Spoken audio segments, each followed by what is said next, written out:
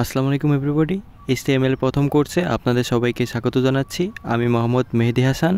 আমাদের আজকের পর্বের বিষয় হচ্ছে HTML কী এবং কেন ব্যবহার করা হয়। আপনি যদি ওয়েব ডিজাইন বা ওয়েব ডেভেলপমেন্ট শিখতে চান, সেক্ষেত্রে আপনাকে অবশ্যই HTML এবং CSS শিখতে হবে।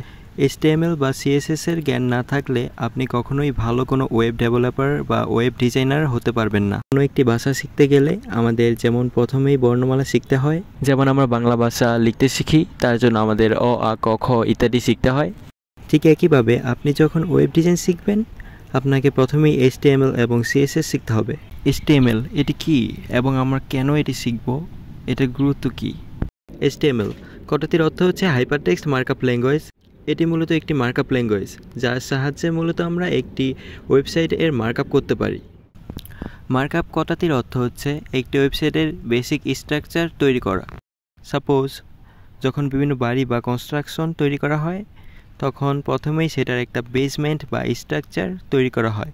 এই যে স্ট্রাকচার তৈরি করা হয়, পিলার দেওয়া হয়, ছাদ দেওয়া হয়, ঠিক একইভাবে আপনি যখন কোনো ওয়েবসাইট তৈরি করবেন, আপনাকে ফার্স্টে সেই ওয়েবসাইটটির এইরকম একটি মার্কআপ তৈরি করতে হবে। স্ট্রাকচারটি তৈরি করবে HTML। HTML সাধারণত কিছু বেসিক ট্যাগ, কোড এর মাধ্যমে নিয়ন্ত্রিত হয়। এখানে কিছু ট্যাগ, অ্যাট্রিবিউট ইত্যাদি বিভিন্ন বিষয় রয়েছে, সেগুলো আমরা নেক্সট ভিডিওতে বিস্তারিত দেখব।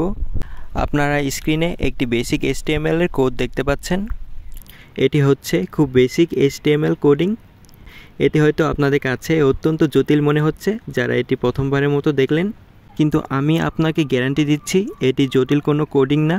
এবং আপনি যদি আমাদের টিউটোরিয়ালটির শুরু থেকে শেষ অবধি আমাদের সাথেই থাকেন, তাহলে আমি বলতে পারবো আপনি অবশ্যই HTML শিখতে পারবেন এবং HTML ব্যবহার করে যে কোনো ধরনের ওয়েবসাইট মার্কআপ করতে পারবেন।